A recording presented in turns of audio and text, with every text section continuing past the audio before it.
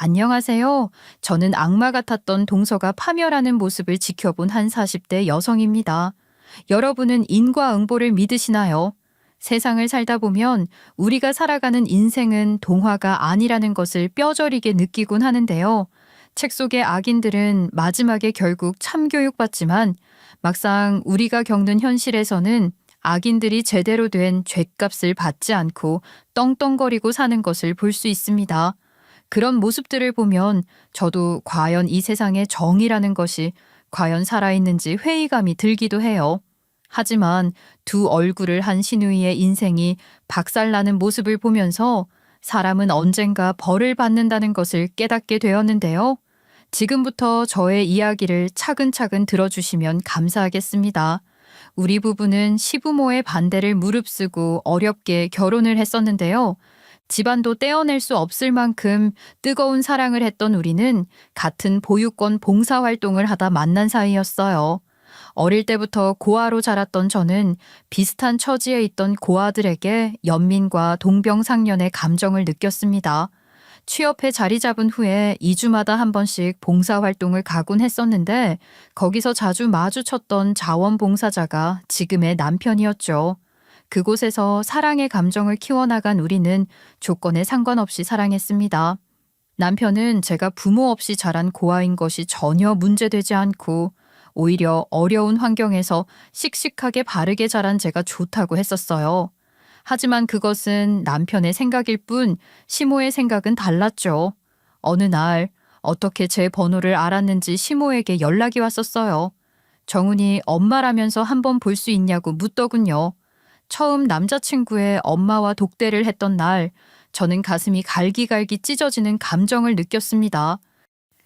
연애 정도야 결혼 전에 얼마든지 할 수 있으니 우리 아들하고 만나는 걸 말릴 생각 없어요. 하지만 결혼은 서로의 살아온 환경과 조건을 고려해서 신중하게 선택해야죠. 무슨 말인지 알죠? 혹여라도 우리 아들이 결혼하자 매달려도 희진 씨 쪽에서 알아서 교통 정리를 잘 해줬으면 해요. 대놓고 말하지 않았지만 고아의 평범한 직업을 가진 제가 좋은 조건을 가진 남편과 어울리지 않는다는 말이었습니다. 좋은 대학을 나와 의사라는 좋은 직업을 갖고 부모님이 계시는 환경에서 자란 남편과 저는 너무 다르게 자라왔으니까요. 그러나 저와 남편은 절대 헤어질 수 없다고 생각했기 때문에 어떻게든 시부모님의 허락을 받기 위해 버텼어요. 남편은 시모가 강요하는 선자리에 나가서 깽판을 놓곤 했습니다. 최정수, 너 제정신이야? 너 최사모님 따님한테 말술처럼 생겼다고 술 한 괴짝씩 먹게 생겼다고 했다며? 선자리 가서 여자한테 그게 할 말이야?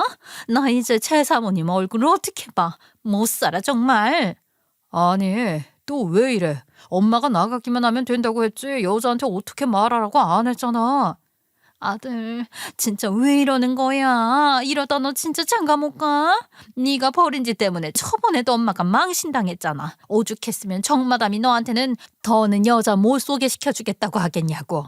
아, 왜 내가 장가를 못 가? 희진이 있잖아, 희진이. 나 희진이한테 장가 가면 된다니까. 세상에 어디서 굴러먹은지도 모르는 여자한테 홀려가지고.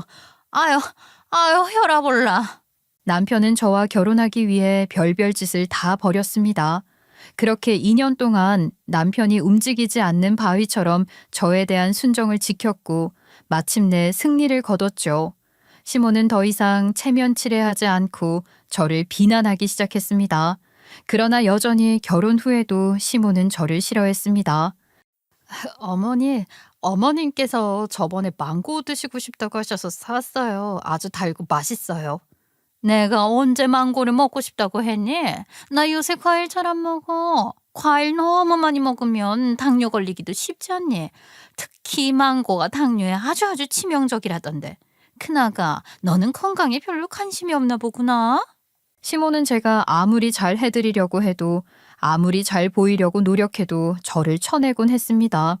쳐내는 건 물론이고 동서와 저를 비교하는 건 덤이었죠. 작은 애 봐라. 확실히 의사라 그런지 센스가 있어. 내 건강 상태에 맞춰서 영양제 사온 거 봐라. 이 영양제가 이 작은 거 한 상자에 10만 원이 넘는다더라. 외국에서 상가제 받은 약이라던데. 너도 얘 과일 말고 이런 거나 좀 사와 봐라. 과일도 백화점 과일이면 이런 말도 안 하지? 어디 이름 없는 가게에서 사온 건 먹기도 꺼려져. 동서는 시모가 꿈꾸던 며느리상이었습니다. 시모는 항상 아들들을 의사 부부로 만들고 싶어 했거든요. 재색겸비라고 동서는 수수한 저와 달리 패션 감각도 있고 화장도 멋지게 잘했어요. 얼굴도 예쁘고 돈도 잘 버는 의사 며느리를 누가 싫어할까요? 심지어 그녀는 마음씨까지 착했습니다. 어머니, 과일이라고 무조건 당뇨에 나쁜 건 아니에요.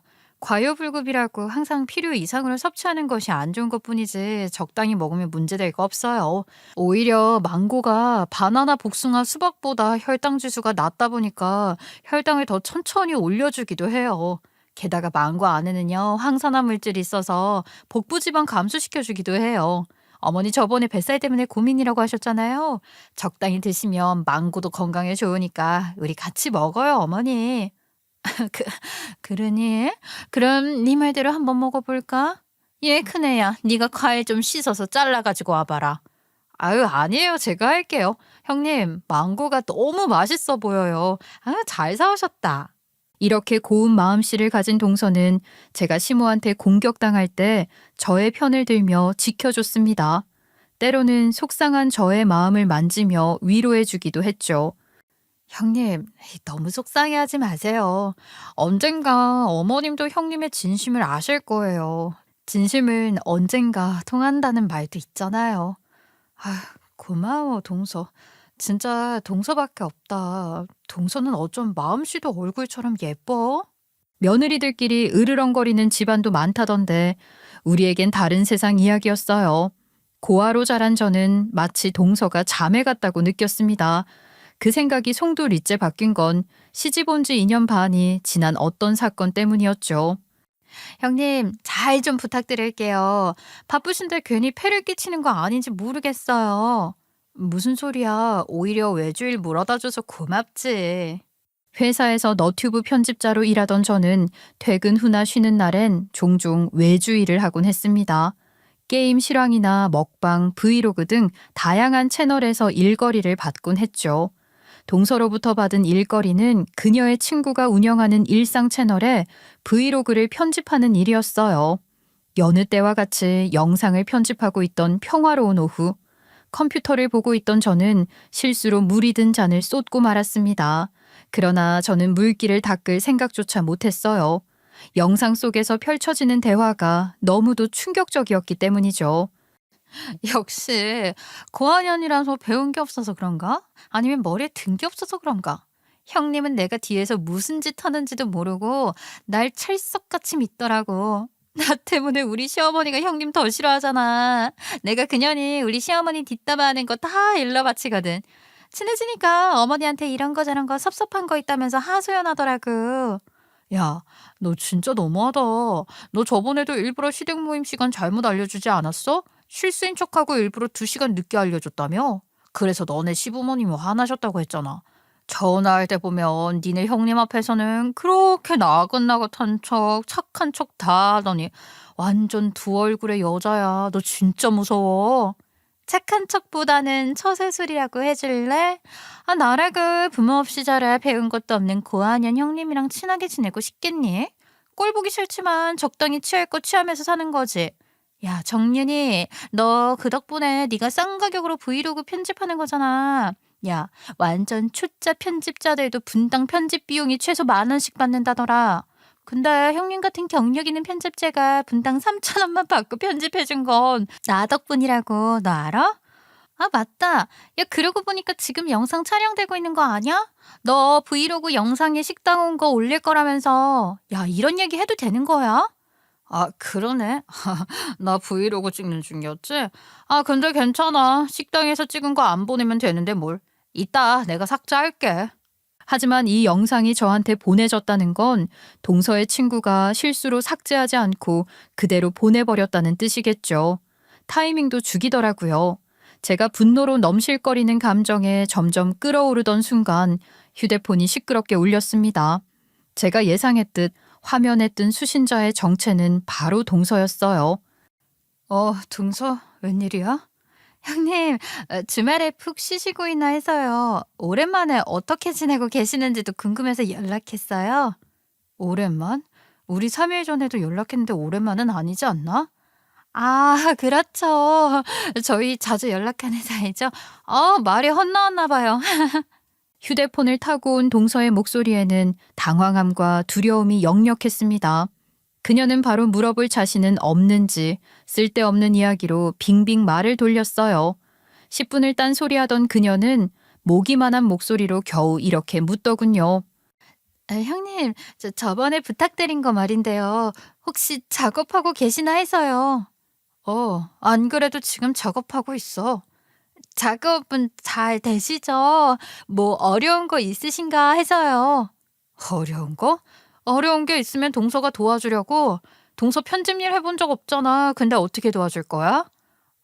그게요. 그런 뜻이 아니라 제 말은 동서, 본론만 말해. 나 뒷담화한 영상 봤냐고 그거 묻고 싶어서 지금 이러는 거잖아. 동서는 몇 초간 아무 말도 못하더군요. 약간의 정적이 흐른 뒤 동서는 본물 터지듯 빠르게 말하기 시작했습니다. 그거 오해하시면 안 된다고 절대 제가 생각하는 그런 의미로 말한 게 아니라는 둥 변명을 하기 시작했어요. 제 귀에는 아무 말이나 짓거리는 걸로 들렸지만요. 저는 헛소리만 늘어놓는 그녀에게 차갑게 일침했습니다. 동서는 친구들한테 나보고 고아녕 그러는데 말이야. 그래도 나는 고아인 게 남의 가정 박살낸 상간녀년 딸보다는 낫다고 생각하거든? 이건 어떻게 생각해? 여러분은 이게 무슨 말인가 싶으실 겁니다. 동서가 상간녀 딸이라는 건 말이죠. 제가 동서의 비밀을 알게 된 건 영상을 보기 몇 달 전으로 거슬러 올라갑니다. 그날 저는 동선의 집에 와서 차를 마시고 있었어요. 지금 생각해보면 그때 저를 집에 부른 건 너튜브 영상 편집 건처럼 이용해 먹기 위해서였던 것 같아요. 동서는 자기가 일하고 있는 피부과에 오라고 살살 꼬시고 있었거든요. 호구 같던 저는 먹이를 덥석 물고 동서가 받으라는 시술을 예약해버렸지요. 미용 시술에 관심은커녕 화장도 잘 안 하던 저였는데 말입니다. 저를 꼬여내는데 성공해 예약까지 성공한 동서가 한박 웃음을 머금었을 때쯤 갑자기 초인종 소리가 들렸습니다.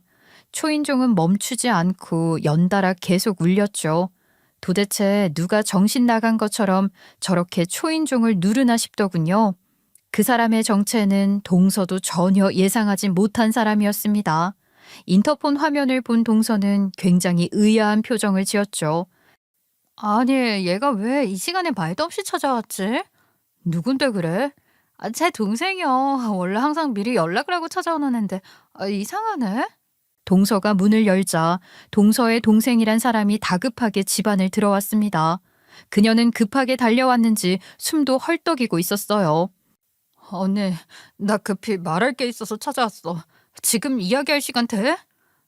물어볼 게 있으면 전화로 하지. 갑자기 이렇게 말도 없이 찾아오면 어떡해. 전화로 할 이야기는 아니어서 그래.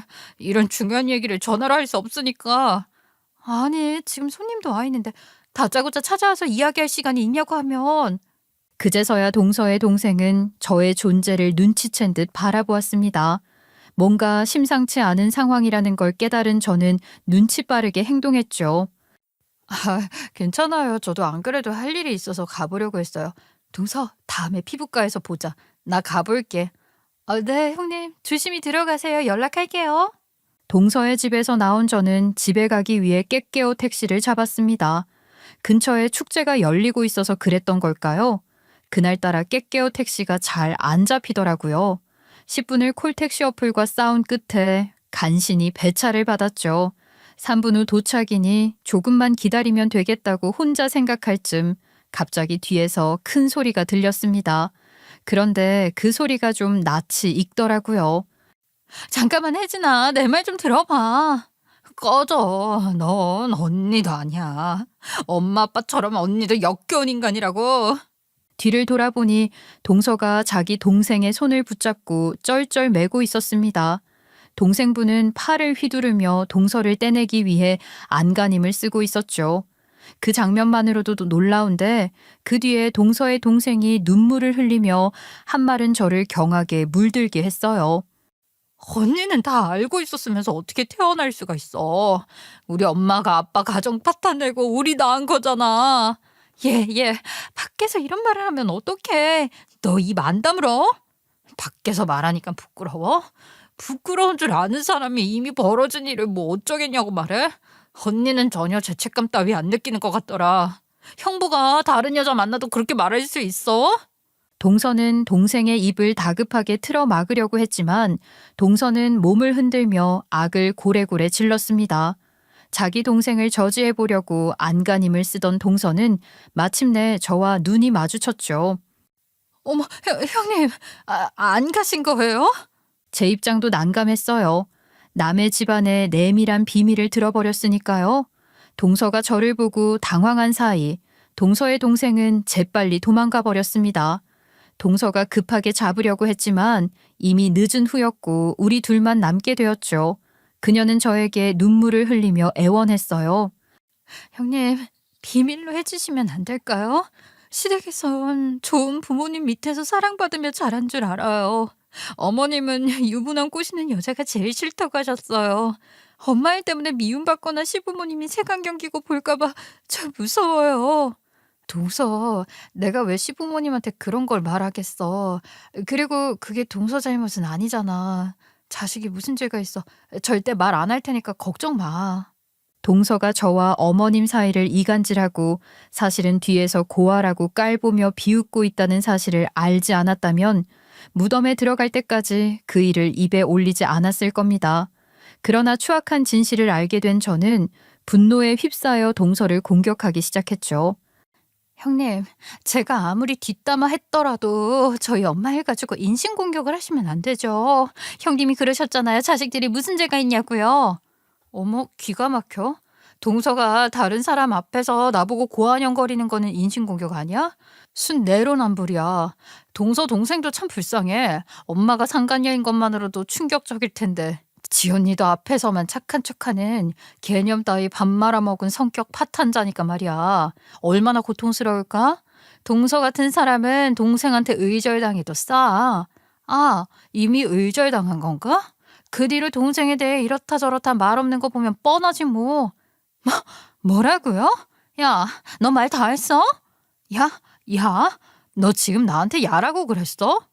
그러면 내가 이딴 말 듣고도 너한테 형님 대우해야 돼? 그런 식으로 따지면 나도 아주버님 불쌍해. 아주버님은 네가 다른 사람한테 막말하는 거 알아? 지 남편 앞에서는 내숭장렬이겠지. 못 배운 고아년 아니랄까봐 말하는 꼬라지 좀 봐.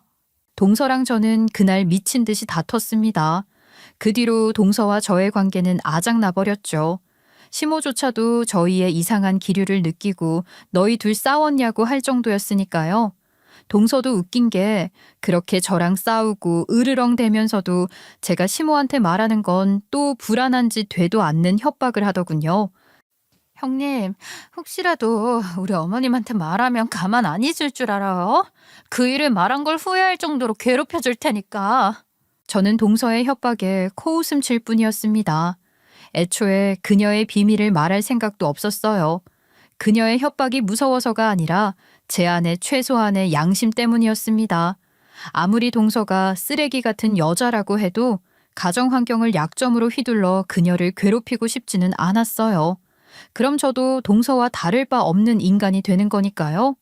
그렇게 동서와 저의 차디찬 냉전이 3달 넘게 지속될 무렵 웬일로 동서로부터 전화가 오더라고요.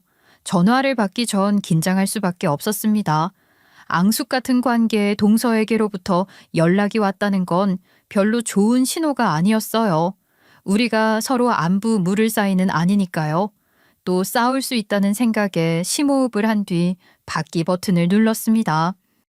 형수님, 저 석훈입니다. 잘 지내시죠? 뜻밖의 목소리에 놀란 것도 잠시.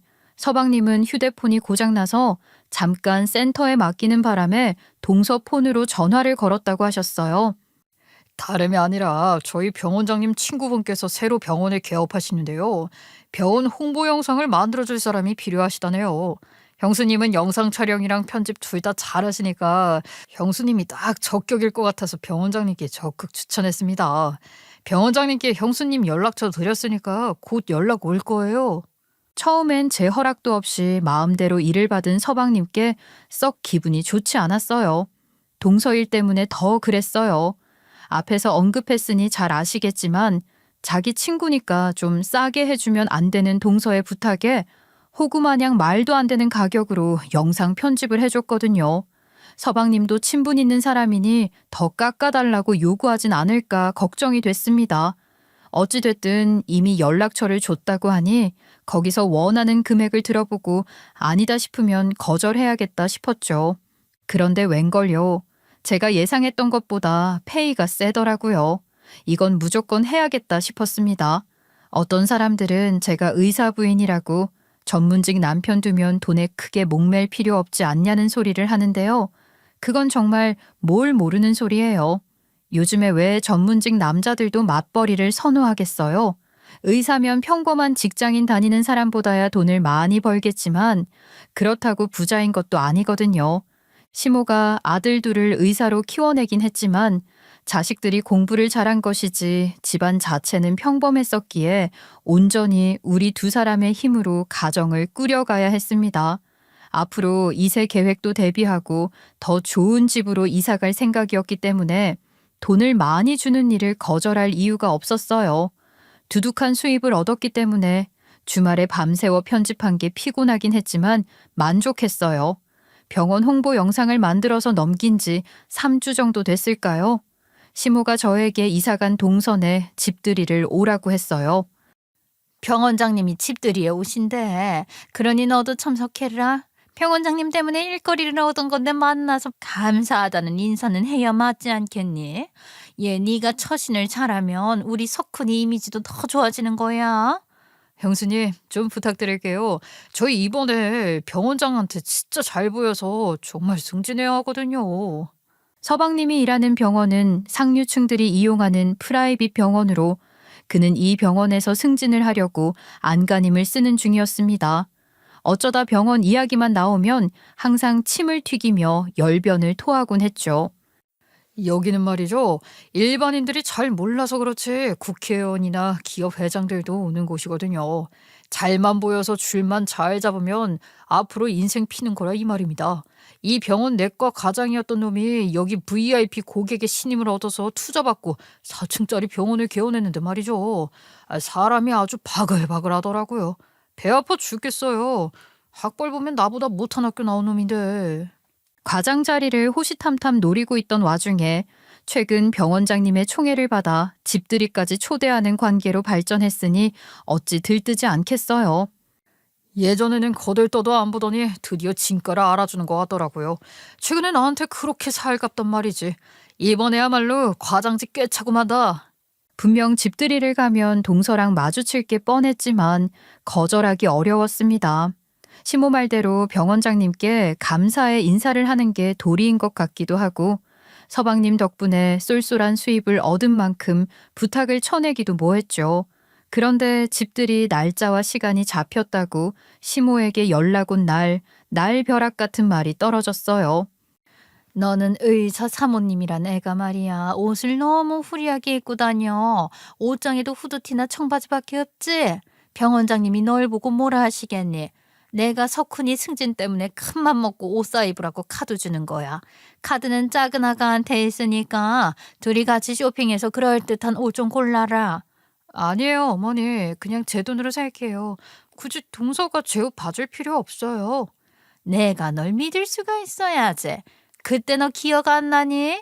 작은 아가처럼 예쁘게 좀 화장하고 다니라고 하니까 무슨 쥐 잡아먹은 것처럼 화장해 와서 온 가족이 기겁했잖니. 너는 너무 센스가 없어서 불안해. 고기도 먹어본 놈이 잘한다고 잘 꾸미는 작은 애가 가서 골라주는 게 안심이 될 것 같구나. 대신에 내가 너 보고 사람 말 안 하잖아. 제가 아무 대꾸도 안 하자 시모는 설마 아직도 둘이 화해 안 했냐고 묻더군요. 아니 대체 뭐 때문에 싸워서 아직까지 둘 다 꽁에 있는 거야? 예전에 그렇게 사이가 좋더니 얘기 좀 들어보자.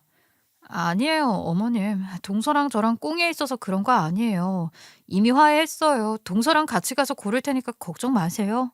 미운 동서라도 그녀의 비밀을 말할 순 없었기에 저는 울며 겨자 먹기로 시모의 말을 받아들였습니다. 시모를 설득하긴 어려울 것 같고 동서에게 말하는 수밖에 없을 것 같아요. 동서랑 한마디 나누는 것조차 싫었지만 어쩌겠습니까? 본론만 말할게. 어머님이 나랑 같이 쇼핑하라고 하셨다며? 나 그냥 혼자 가서 옷 사올 테니까 어머님 카드 줘. 무슨 소리예요? 형님은 어른 말씀 거역하고 마음대로 행동하시겠다는 거예요? 서로 편하게 얼굴 볼 사이는 아니잖아. 어머님한테야 둘이 갔다고 말씀드리고 실제로는 나 혼자 갔다 오면 되는 거지. 참나, 나라고 형님 얼굴 보고 싶어서 그러는 줄 아나? 어머님이 하도 부탁하시니까 수락한 거예요. 그러니까 내가 혼자 쇼핑하고 오겠다니까. 서로 편하잖아. 내가 왜 그래야 하는데요? 남편 승진 나한테도 중요한 사안이에요. 어머님뿐만 아니라 나도 형님이 패션 테러리스트처럼 입고 올까봐 무섭거든요. 더럽게 옷 센스도 없잖아요.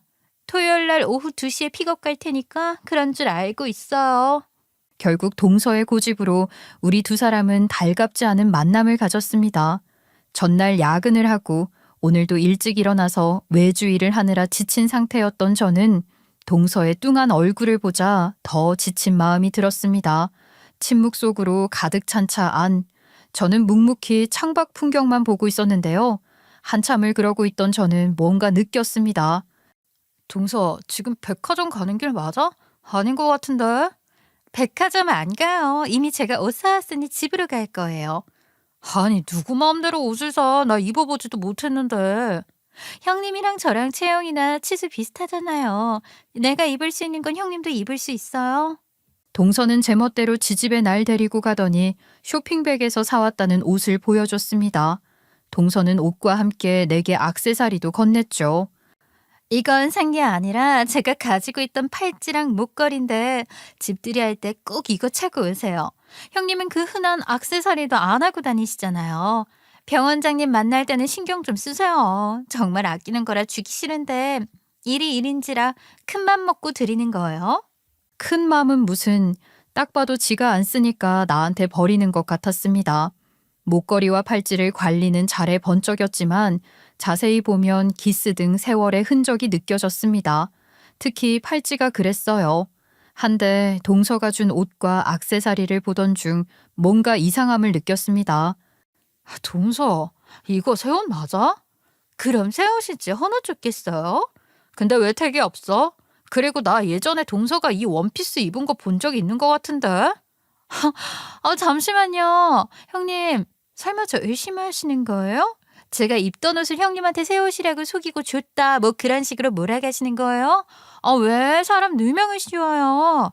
누명 씌운 적 없고 물어만 본 거야. 왜 이렇게 예민하게 반응해?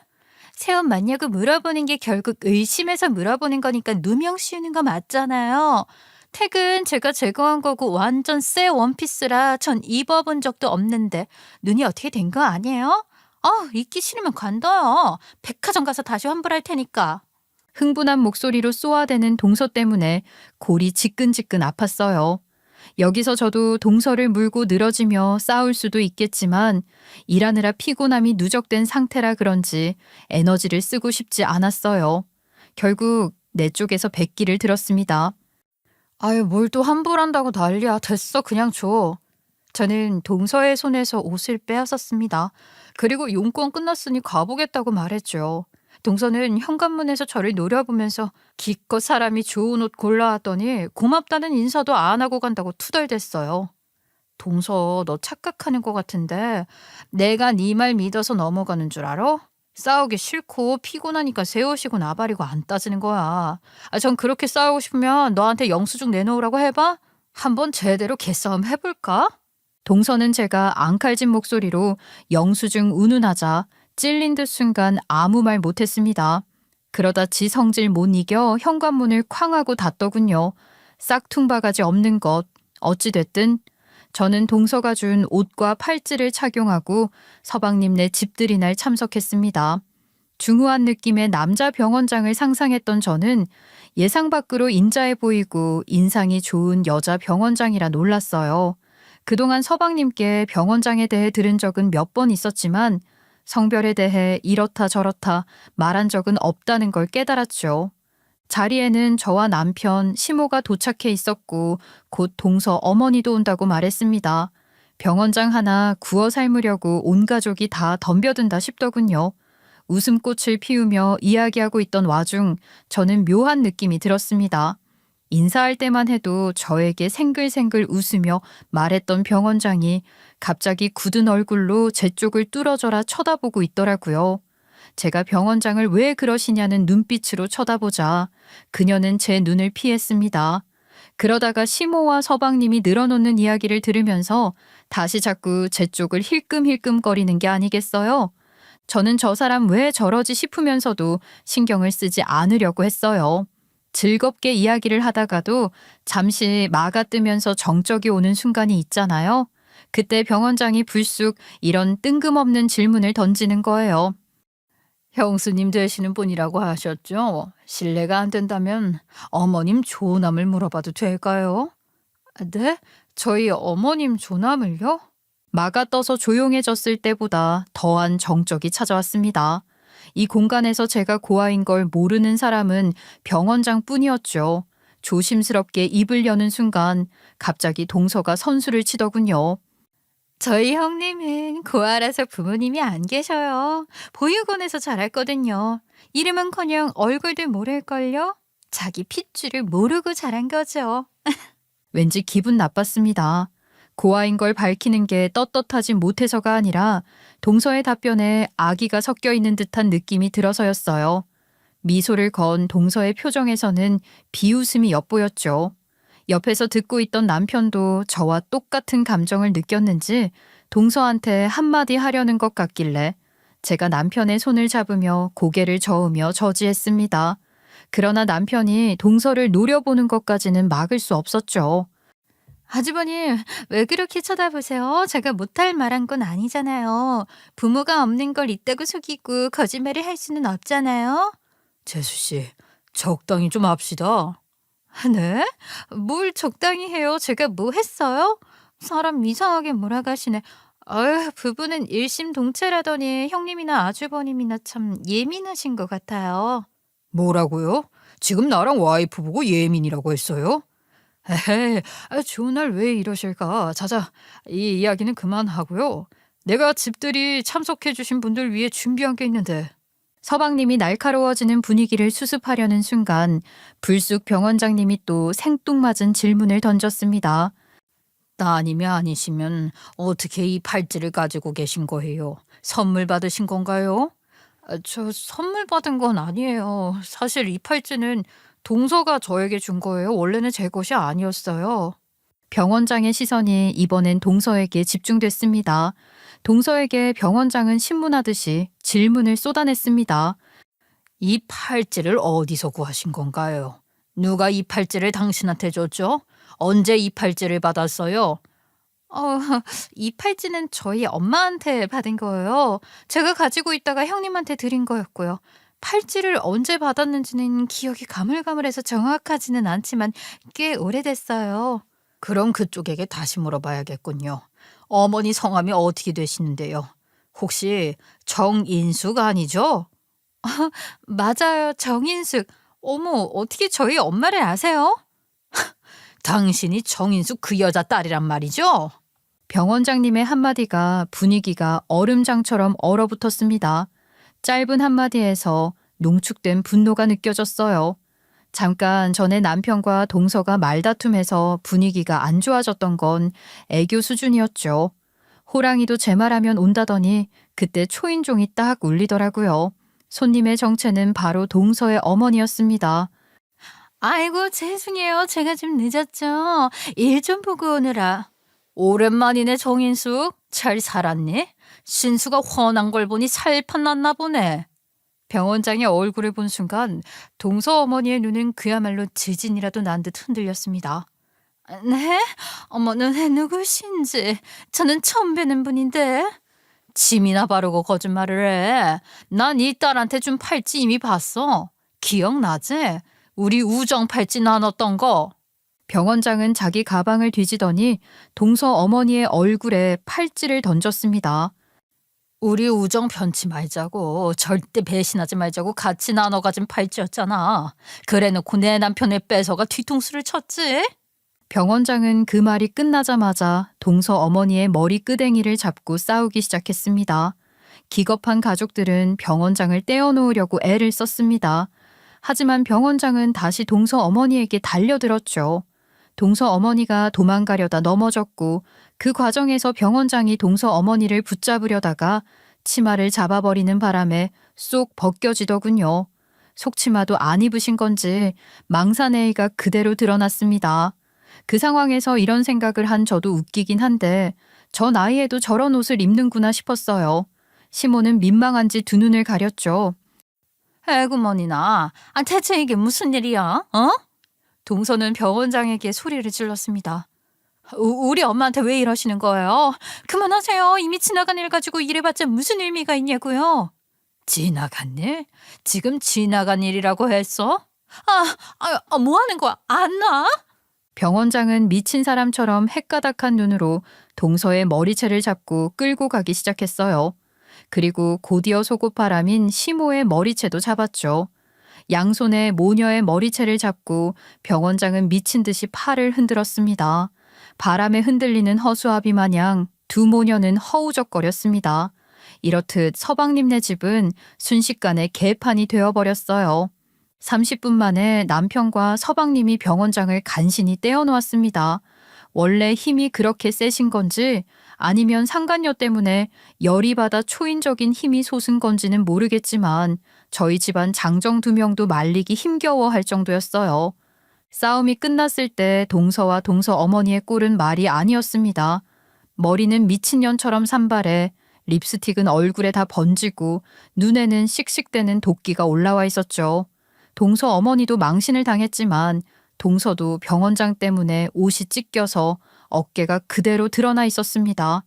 그렇게 잘 꾸미던 동서가 이런 꼴이 되니 길거리 정신병원에서 뛰쳐나온 여자 마냥 보였죠. 아니, 사부인, 설명 좀 해보세요. 병원장님 남편을 뺏었다니 이게 무슨 말이에요? 사돈, 제가 다 설명할게요. 저 여자 말 듣지 말고 제 말 들으세요. 그러자 병원장이 동서 어머니의 얼굴을 밀어대더니 둘 사이를 비집고 들어와 또 말을 쏟아냈습니다. 사모님, 저 사람 말 듣지 마세요. 가정을 파탄낸 사람 말을 믿으실 거예요? 아니면 피해자 말을 믿으실 거예요? 아이고, 그만 좀 투닥거리세요. 일단 병원장님 말부터 들어봅시다. 사부인은 그동안 조용히 좀 계시고요. 병원장은 과거 이야기를 시작했어요. 병원장은 어릴 적부터 의사가 되는 게 꿈이었고 실제로도 공부를 잘했다고 합니다. 하지만 그녀는 결국 의대를 포기하고 가정학과에 진학했어요. 이유는 짝사랑하던 동네 오빠가 여자가 너무 똑똑하면 남자 기죽인다며 가정적인 여자가 좋다고 말했기 때문이에요. 대학 시절 병원장은 그 오빠가 군대에서 복학한 후 마음을 고백했대요. 당시 여자가 남자에게 고백하는 건 흔치 않은 일이었지만 너무나 사랑했기 때문에 그 말을 하지 않을 수 없었다고 합니다. 고백은 성공했고 두 사람은 연인으로 발전해 대학 졸업 후 바로 결혼까지 하게 되었어요. 병원장은 결혼 당시를 떠올리며 말했어요. 우리 부모님이 정말 많이 반대하셨어요. 지금 생각하면 그때 부모님 말씀을 들었어야 했죠. 우리 집은 부유했지만 사람을 돈으로 판단하는 집안은 아니었어요. 아버지가 남편을 탐탁지 않아 한 건 그의 인성 때문이었고, 하지만 저는 사랑에 눈이 멀어 그 말을 무시했죠. 결혼 생활은 신혼 초기부터 삐걱거렸다고 해요. 남편은 이를 핑계로 밤늦게 들어오고 여자 향수 냄새를 풍기며 그녀를 불안하게 만들었죠. 병원장 남편은 오히려 큰 소리를 쳤다더군요. 남자가 큰일 하다 보면 여자도 끼고 놀 수 있는 건데 옆에 애가 별거다 간섭하네. 상처받은 병원장은 남편을 몰래 미행했대요. 남편이 자주 가는 술집을 알아내 그와 만나는 여자가 누군지 확인하려 했죠. 그런데 그 여자는 술집 여자가 아니라 바로 자신의 친구 동서의 어머니였어요. 병원장은 충격을 받았지만 그 두 사람은 뻔뻔하게 이런 식으로 말했다고 해요. 솔직히 말할게. 난 널 사랑하지 않아. 부잣집 여자라 팔자 펴려고 결혼했는데 네 부모님이 나를 안 좋아해서 지원도 못 받았잖아. 네가 부자가 아니었으면 난 진작에 인숙이랑 결혼했을 거라고. 현자야 미안해. 나도 어쩔 수 없었어. 사랑은 막을 수가 없는 거잖아. 너와 현욱 씨가 아니라 나와 현욱 씨가 인연이었던 거지. 사랑과 우정을 동시에 잃은 병원장은 1년간 폐인처럼 살았다더군요. 하지만 가족들의 지극한 사랑과 돌봄 덕분에 다시 정신을 차리고 진짜 꿈이었던 의대에 들어가기 위해 공부를 시작했죠. 결국 그녀는 의사가 되었고 나중에는 병원장 자리까지 오르게 되었어요. 이후로는 재혼을 하지 않고 자신의 일에 몰두하며 살아오셨다고 해요. 병원장이 서방님에게 관심을 갖기 시작한 건 서방님을 특별히 일을 잘해서가 아니었어요. 오히려 서방님의 불량한 행실에 대한 소문이 돌았기 때문이죠. 원장님, 정석훈 선생 말인데요. 간호사들에게 갑질을 하거나 새로 들어온 간호사들에게 치근덕거린다는 소문이 돌고 있습니다. 혹시라도 외부에 이런 일이 알려지면 병원에 큰 타격이 갈 수 있으니까 조치를 취해야 할 것 같습니다. 병원장님 측근들은 서방님이 실력도 부족한데 어떻게 병원에 들어왔는지 신기해 했다고 해요. 정작 서방님을 뽑았던 인사팀 직원은 이미 그 병원을 그만둔 후였고요. 그래서 병원장은 서방님을 주시하기 시작했어요. 며칠 후 병원장은 우연히 서방님의 깨톡 프로필 사진을 눌러봤다고 해요. 사진 속에는 젊은 여자 하나, 나이 든 여자 둘, 그리고 서방님이 함께 있었대요. 그런데 나이 든 여자 중 한 명의 얼굴이 익숙하더랍니다.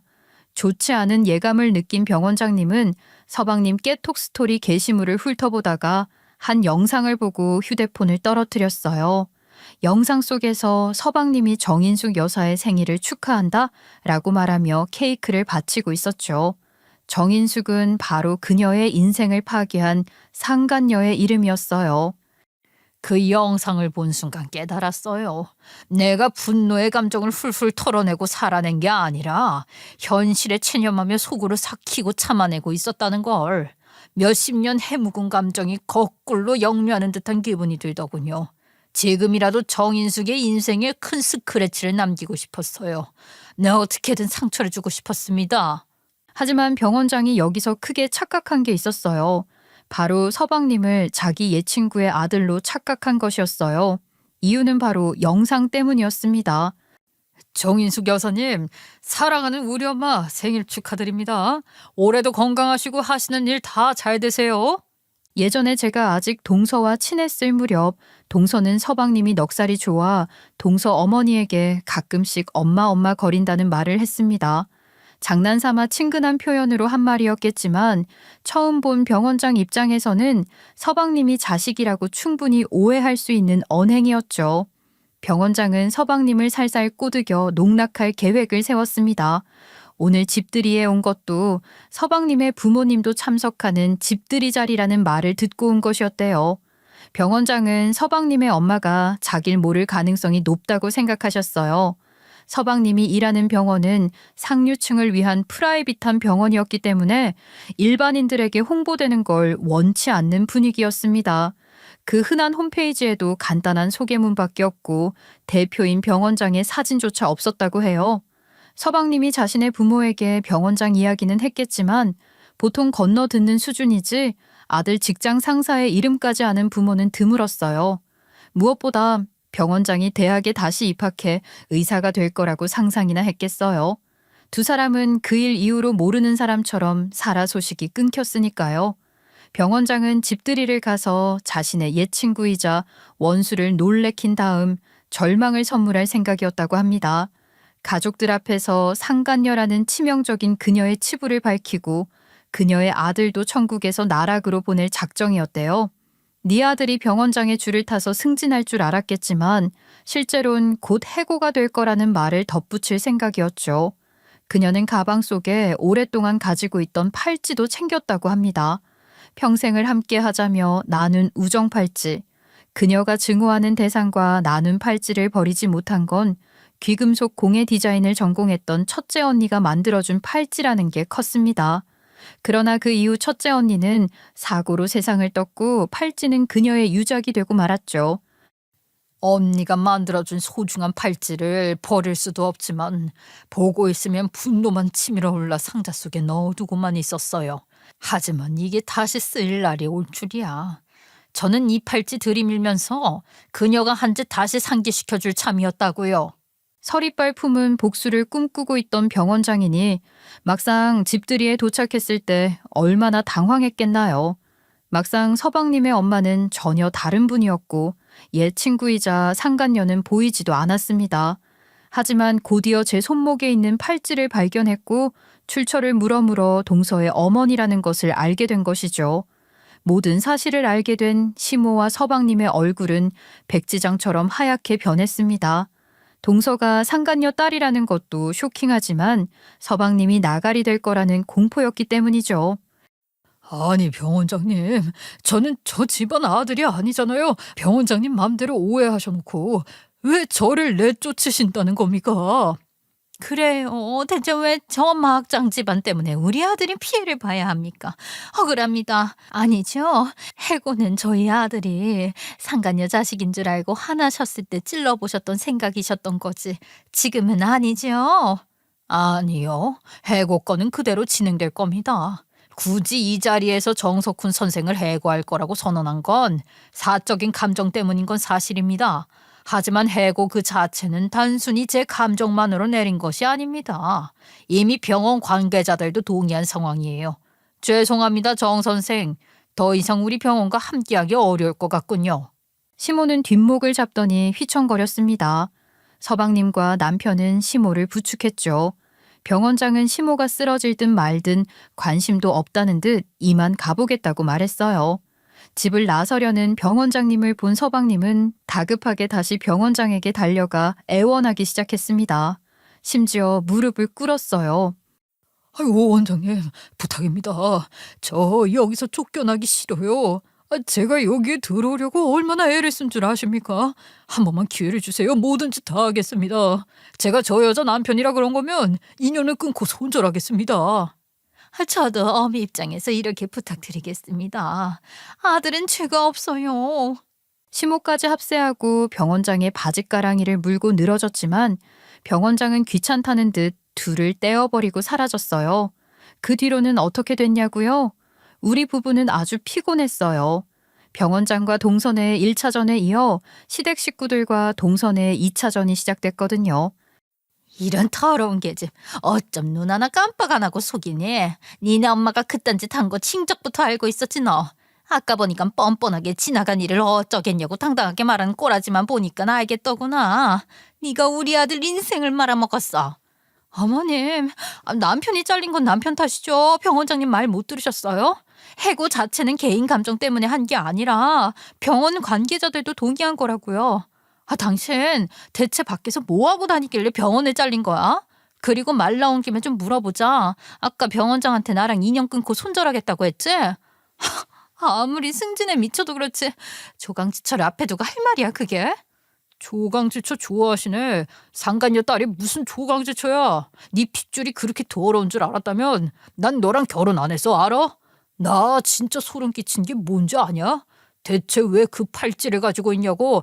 그거 우정 팔찌라며. 나 같으면 죄책감이 들어서라도 버렸겠다. 그걸 너한테 준 니네 엄마도 제정신 아니야. 이야기를 듣고 있던 동서 어머니도 가만히 있지 않고 합세했습니다. 아니, 멀쩡한 팔찌를 왜 버려? 그거 순금이라 팔아도 비싼 건데. 물건 함부로 버리면 벌 받아. 연서 너도 그래. 너는 엄마가 준 팔찌를 다른 사람한테 주면 어떡하니? 그거 유행 지나서 하고 다니는 것도 촌스럽단 말이야. 그래서 형님한테 준 거야. 내 옷 형님한테 버리면서 팔찌도 버린 거라고. 역시 지온 나한테 버린 건 맞았네. 그래놓고 어머님 카드로 산 것처럼 굴었구나 너. 흥분한 상태로 쏘아붙이다가 말실수를 한 동서의 꼬리를 제가 물고 늘어지자 그녀는 아차하고 후회하는 표정을 지었어요. 아니 이건 또 무슨 소리야? 너 큰애랑 같이 쇼핑해서 옷 산 거 아니었어? 작은애, 너 무슨 양 팔아도 되니? 이거 완전 까도 계속 나오잖아. 알고 보니 동서는 시모카드로 지가 갖고 싶은 옷을 사고 저한테는 지가 입던 옷을 준 거였습니다. 이 사건으로 큰 불화를 겪은 시댁과 동선에는 결국 이혼 소송까지 가게 됐고 지금도 재산을 서로 더 많이 가져가려고 개싸움을 하다 보니 소송 기간이 늘어지고 있었어요. 시모는 동서가 나가리 되자 예전보다 저를 대하는 태도가 훨씬 상냥해졌어요. 이제 자기 편이라고는 저희 부부밖에 없다는 생각에 그러는 것 같았습니다.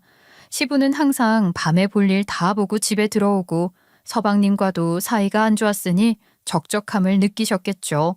서방님은 병원에서 잘린 후 시댁과 향후 미래에 대해 이야기하다 크게 싸워 연락도 안 하고 지내거든요. 서방님은 이왕 이렇게 병원을 나온 김에 자기 병원을 갖겠다며 대출을 받겠다고 했는데 욕심 많은 성정답게 목 좋은 곳에 무리를 해서라도 가고 싶어 했어요. 그래서 자기가 받을 수 있는 대출금으로는 부족하다며 시댁에 돈을 요구했고 없으면 대출이라도 받아서 자기 주면 안 되냐고 요구한 모양입니다. 시부모님이 딱 잘라서 안 된다고 하자 서방님은 자식 일인데 그것도 못 해주냐고 시비를 걸면서 다툼으로 번졌습니다. 저희 시댁 식구들은 그렇게 자꾸 쌈박질을 하나 몰라요. 내가 속이 없었어.